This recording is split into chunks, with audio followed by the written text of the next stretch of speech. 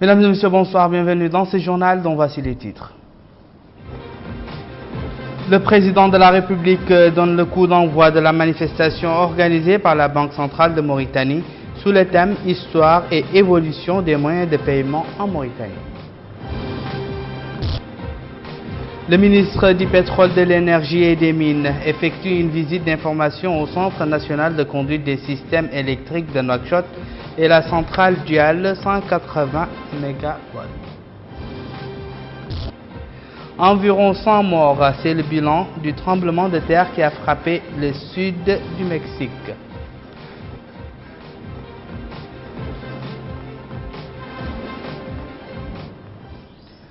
Merci de nous accueillir chez vous. Nous ouvrons ce journal par la visite effectuée ce matin par le président de la République, M. Mohamed Ould Abdel Aziz, au musée national à Nouakchott, où il a donné le coup d'envoi de la manifestation organisée par la Banque centrale de Mauritanie, BCM, sous le thème « Histoire et évolution des moyens de paiement en Mauritanie ». Bokar Baylaba. À l'entrée du musée national, le président de la République, M. Mohamed Ould Abdel Aziz, a été accueilli par le gouverneur de la Banque centrale de Mauritanie, M. Abdelaziz Ould Dahi, plusieurs cadres de cette institution ainsi que le directeur du musée. De nos jours, on peut acheter à peu près tout ce que l'on veut, à condition bien sûr d'avoir suffisamment d'argent. Mais il n'en fit pas toujours ainsi. Avant l'invention de la monnaie, les hommes devaient recourir au troc, ce qui rendait les échanges beaucoup plus compliqués qu'aujourd'hui. Depuis qu'elle existe, la monnaie a revêtu des formes très diverses. Elle a été tour à tour monnaie marchandise, pièce, papier-monnaie. La monnaie électronique est sa forme la plus récente. Ainsi, le président de la République, M. Mohamed Ould Abdel Aziz, a suivi au cours de cette visite un aperçu sur l'histoire de la monnaie et des moyens de paiement dans le pays. En d'autres termes, cette exposition est de nature à faire remonter le temps, ou plutôt l'histoire des moyens de paiement, du troc en nos jours en passant par le dinar almoravide et la création de l'ouguiya en 1973. Un événement qui a profondément modifié la vie quotidienne des citoyens. Le président de la République a en outre eu des explications sur le cycle de vie des billets émis par la Banque centrale de Mauritanie, ainsi que des informations sur les autres moyens et outils de paiement modernes. En définitive, cette exposition qui se déroule du 13 au 27 septembre va ressusciter le passé, affirmer le présent et se projeter sur l'avenir. Bokar Baylaba était également à la Chambre de commerce, d'industrie et d'agriculture de Mauritanie qui a abrité la manifestation organisée sous le thème « Histoire et évolution des moyens de paiement en Mauritanie ». La manifestation, dont l'ouverture s'est déroulée en présence des ministres de l'économie et des finances, du commerce, de l'industrie et du tourisme et de l'emploi, de la formation professionnelle et des technologies de l'information et de la communication, est organisée par la Banque centrale de Mauritanie. Reportage. L'objectif principal du séminaire est d'inviter les différentes parties prenantes, pouvoirs publics, experts, acteurs économiques, pour réfléchir sur les perspectives du développement des moyens de paiement en Mauritanie. L'occasion pour le gouverneur de la Banque centrale de Mauritanie, M. Abdelaziz Ould Dahi, d'indiquer que le choix de ce thème répond à un souci majeur des autorités monétaires, celui de contribuer à mieux assurer les fonctions importantes mises à la charge de la BCM par les pouvoirs publics conformément à son statut. Il a souligné que le système de paiement monétique national permet aussi à tous les porteurs de cartes mauritaniennes d'effectuer des paiements électroniques, principalement dans les grands commerces. Ainsi, l'objectif de la Banque centrale de Mauritanie est d'étendre l'acceptation des cartes bancaires à de nouveaux secteurs économiques, notamment les services publics. La Banque centrale, dans le cadre de sa stratégie de développement, elle met l'accent sur le développement des moyens de paiement qui constitue l'une de ses missions principales, mais qui constitue aussi l'un des leviers de développement économique en permettant aux acteurs économiques d'échanger plus rapidement et d'une façon beaucoup plus fluide et en permettant à l'économie mauritanienne d'être beaucoup plus connectée au reste du monde. Cette manifestation marque le début du lancement de certains projets structurels qui vont permettre à la Banque centrale de Mauritanie d'intervenir pour développer les différents systèmes au niveau de la monnaie structurelle et du paiement électronique. Le ministre du Pétrole, de l'Énergie et des Mines, Dr Mohamed Ould Abdel Fattah, a effectué aujourd'hui une visite d'information au Centre national de conduite des systèmes électriques de Nouakchott et la centrale Duel. Plus de précisions avec Abdelrahman Hamadan.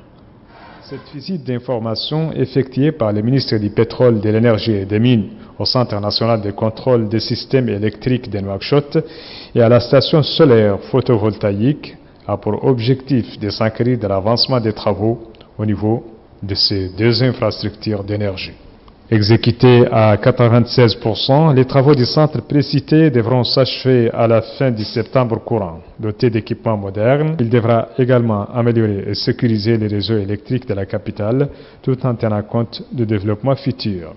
Le centre comporte une ligne haute tension de 225 kV à fil unique, long de 21 km environ, destinée à relier la station Dial de 180 MW à celle de transformation relevant de l'OMVS à Nouakchott, en plus d'une extension dans le centre de l'OMVS de 225 kV. Dr Mohamed Ould Abdel Fattah a appelé au cours d'une réunion tenue avec les employés du centre, au labeur et à l'assiduité, ainsi qu'à la préservation des biens publics, demandant également au personnel de tirer profit des technologies. Le coût global des 10 centres est d'environ 541 165 000 ouguiya, un montant mobilisé sur le financement conjoint de l'État mauritanien, du FADES et de l'OPEP. Le ministre qui est accompagné du Wali de Nouakchott Nord et des autorités administratives sécuritaires régionales a suivi par ailleurs des explications détaillées relatives à la station d'une capacité de 50 MW assise dans la Muqata'a de Dar Naïm et dont les travaux ont été réalisés à hauteur de 55%. Cette installation civile est constituée d'un montage de 156 240 kits électriques d'une capacité totale de 50 MW et des accessoires électriques nécessaires d'un système de commande et d'une station de transformation de 33 kV. Le coût global de cet ouvrage est de 25 909,155 $, financé conjointement par l'État mauritanien et les FADES. Ouverture aujourd'hui dans la Muqata'a de Tayaret, wilaya de Nouakchott Nord, des travaux d'un atelier régional sur la dissémination des résultats du recensement général de la population et de l'habitat 2013. Abdelrahman Hamadan.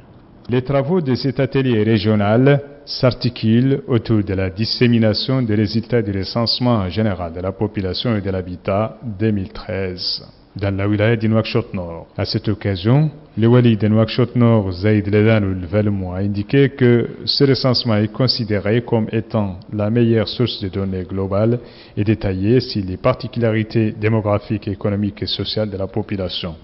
Il a ajouté que la mise en œuvre par le gouvernement du recensement de 2013 rentre dans le cadre de l'application des recommandations des Nations Unies qui exhortent les États membres à effectuer un recensement général de la population tous les 10 ans. Le Wali a souligné que cet atelier va renforcer les capacités de ses participants à travers une série d'exposés leur permettant de disposer de données statistiques fiables nécessaires à tout programme de développement économique et social. Les participants à cet atelier ont suivi un exposé sur les données de recensement, les caractéristiques démographiques et économiques, ainsi que les données sanitaires et la pyramide d'âge des populations de la wilaya de Nouakchott Nord. Le bilan du séisme d'une magnitude de 8,2, considéré comme le plus violent et qui a frappé le sud du Mexique, est passé à au moins 100 morts après l'annonce de 6 nouveaux décès dans l'état de Oaxaca. Le plus le plus affecté du pays, auquel s'ajoutent les 2 personnes tuées au passage de l'ouragan Kacha. Un pont aérien vers les États de Oaxaca et du Chiapas, également très touché, a été mis en place par l'armée afin notamment de transporter des engins de chantier supplémentaires pour déblayer les décombres. La ville de Suchintan, la plus meurtrie par le tremblement de terre historique de magnitude 8,2 survenu, était en proie à d'incessantes répliques. Les secours ont arrêté les recherches dans cette localité de 100 000 habitants entourés de montagnes à la végétation tropicale qui a payé le plus lourd tribut avec au moins 37 morts. Les ouragans Irma qui frappent la Floride depuis dimanche et Harvey qui a provoqué des inondations catastrophiques au Texas vont coûter plusieurs dizaines de milliards de dollars aux États-Unis selon le service de météorologie privé. Les estimations des dégâts provoqués par Irma devraient s'élever à environ 100 milliards de dollars, ce qui, en fait, l'un des ouragans les plus coûteux de tous les temps. Seulement une partie des coûts seront pris en charge par les assurances, souligne Joël Meyer, mais une bonne partie ne le seront pas, comme par exemple les dépenses encourues par les millions de personnes forcées d'évacuer. C'est la fin de ce journal, le rappel des titres.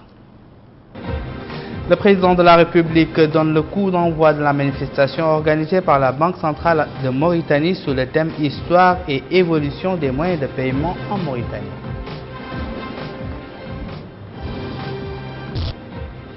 Le ministre du Pétrole, de l'Énergie et des Mines effectue une visite d'information au Centre national de conduite des systèmes électriques de Nouakchott et à la centrale du Hall.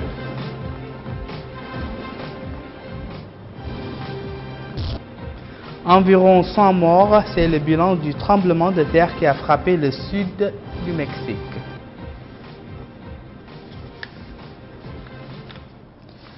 Où que vous soyez, merci de nous avoir suivis. Merci également de votre fidélité. Au revoir.